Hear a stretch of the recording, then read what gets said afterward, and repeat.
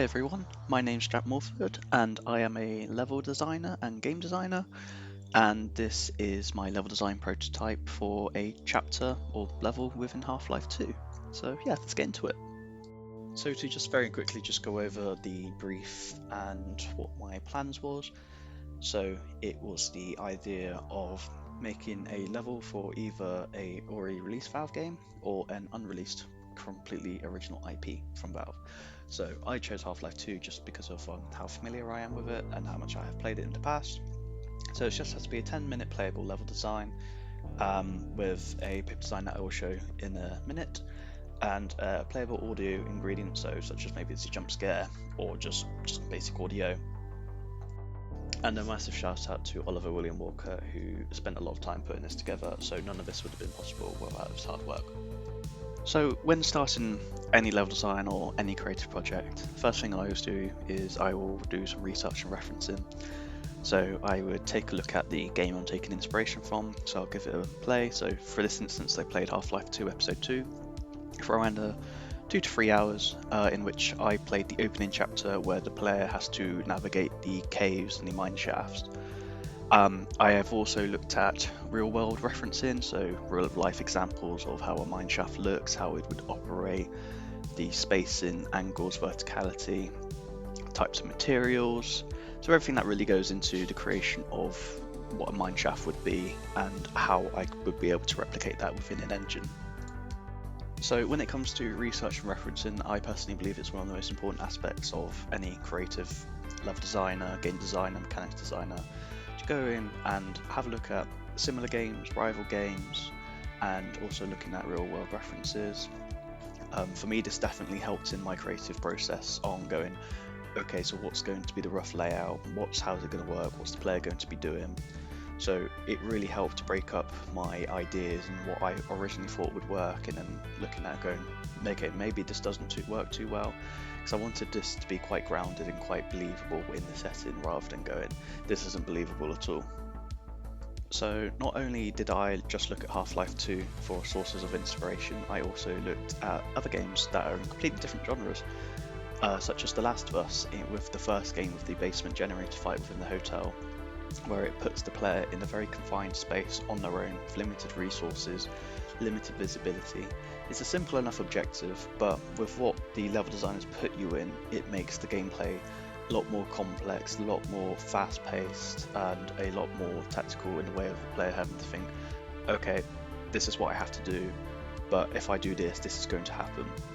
And I also looked at other games such as Resident Evil 2 with the Mr. X section. So one idea I had floating around for this project was to have one enemy that would roam around the entire level, and you can't kill that enemy, but they can kill you, and so you have to hide and try and figure out where they are and maybe do distractions whilst you have to complete certain objectives.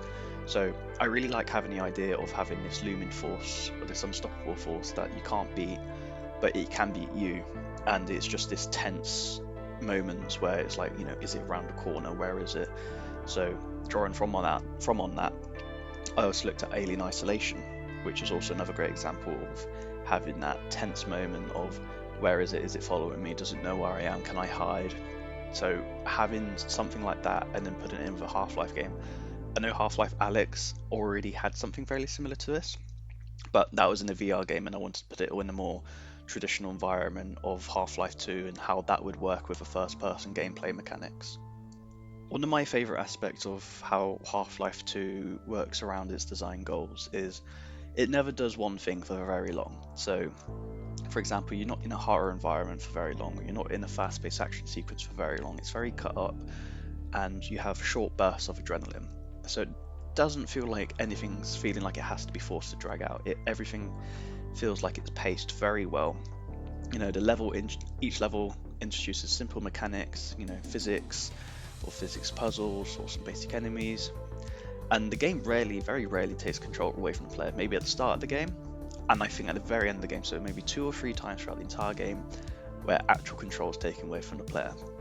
And on top of the whole having interesting set pieces is how Half-Life 2 can naturally change tone. So you're going from a high octane helicopter chase to you're in a very spooky horror setting, so it's like night and day of just how quickly the horror and the ambience can just quickly switch, which is very impressive even for the time of 2004. There's one very good similarity between all of these levels that I've chosen to sort of merge together, is how it puts the player in a less powerful position, or even to a point where they can't even win against the enemy, such as the case with Mr. X in Resident Evil 2. So the levels are designed in a way to give players the space to maneuver around and avoid obstacles, but it proves as a challenge, as it's not just as simple as getting A to B. You have to go to A, but there's something in the way to B, so you maybe have to go to C, and then to D, then back to A. So it gives the players the resources and the ability to navigate the level, but it won't give the ability to defeat the enemy, as these sections would be very quick and easy if you were to just kill the enemy straight away. So it allows players for a certain strategy to see if they see what's worked well, what's effective, and they will probably die. So it's a case of trial and error, can't go down there, this is going to happen, but maybe if I do this, this will change. So there's a lot of trial and error, and one thing I especially love in my level design is giving the player the freedom of choice to tackle what objective they want to do, where they want to go, how they want to do it. So it's entirely up to them, and having that creative freedom to allow players to do what they want makes the game much more engaging. So as you can see on the screen right now, this is my very first draft of the level. So in my head I wanted to set between Half-Life 2 and Episode 2. I wasn't too set on story, that was at the back of my mind, it was just a little bit of context to the player. So it's quite blocky and it's very on-grid, so there was a lot of iteration and changing, and I'd say the only area that probably stayed the same in this design is the elevator area. Everything else completely changed. I wanted to break the grid, make it more easier but also harder at the same time for the player to navigate, and so this was quite a big challenge of breaking the grid and seeing, okay, what could I possibly do with the whole idea of a cave system or a mine shaft? There's a lot I could do in terms of verticality, angles. So overall, the idea and the premise of the level is quite simple. It's a case of the player explores a mine shaft cave system, and they have to activate an elevator, and the only way they can activate that is by activating 3 generators. The caveat is once a player maybe reaches a certain trigger or activates a certain generator, then it will spawn in an enemy that will slowly just roam around the level and chase them or make noises. I haven't programmed that into this level because I feel like that would have taken up too much of my time in terms of mechanics, so I wanted to perfect the level design. So I might go in later and add in this, but right now in terms of the level design, I'm very happy where it is, and it's a simple enough mechanical idea that it gets players engaged. So this is Lost Intrigue. So this is set within an abandoned mineshaft, so it's given very spooky, very dark vibes, very empty, very cold. So it's very, at the start, it's a very linear experience. So it's very on-grid, very structured, very human. And I also wanted to tell its own story, such as, who is this person, why are they here, what happened, were they leaving in a rush, what was going on. So they're starting to get the idea that they're not alone. And in order to break up the level, I decided to add this little bottomless pit here. So you can die if you jump down there, so you best hope you can make the jump. So I've also really gone really deep into the audio design, making sure there's always something happening or just a little bit of audio going on.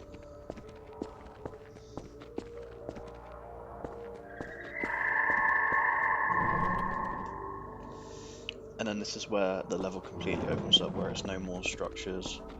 It's very off the grid, very like alien, like what's happened here. It's a nice little audio cue I've got there. It's just a zombie just bashing on the door. There's nothing on the other side.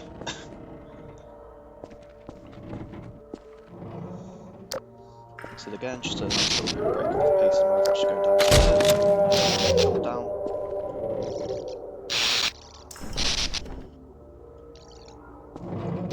Look up back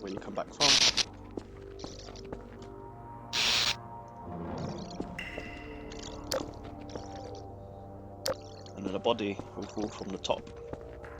So it's kind of like, you know, what's back up where you started from, what's up there, you've been followed, you've been hunted.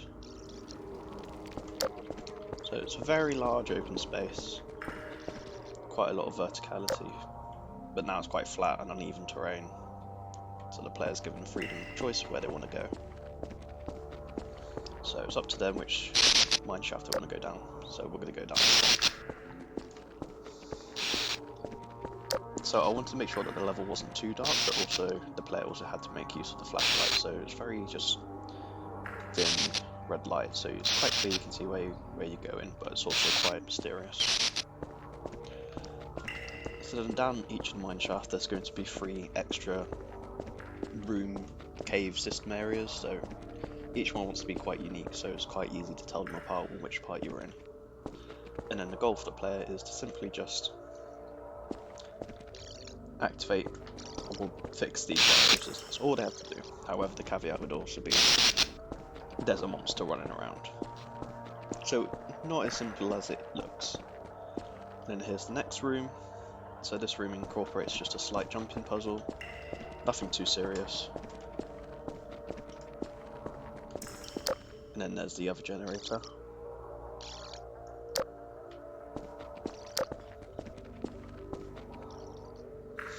So I want players to sort of get lost as well, so you know, where am I? Do I go down here? Do I go down there? Or where's the monster? That's sort of my feeling right now. And then if you look up there, it's very slight sparks, which you can just very faintly see, so you know you have to get up there, but how? So what you see, walking beams, you go, okay, so I jump up here, it's just another more advanced jumping puzzle. I wanted to just do a little bit with the physics, even without any gameplay such as having weapons or enemies.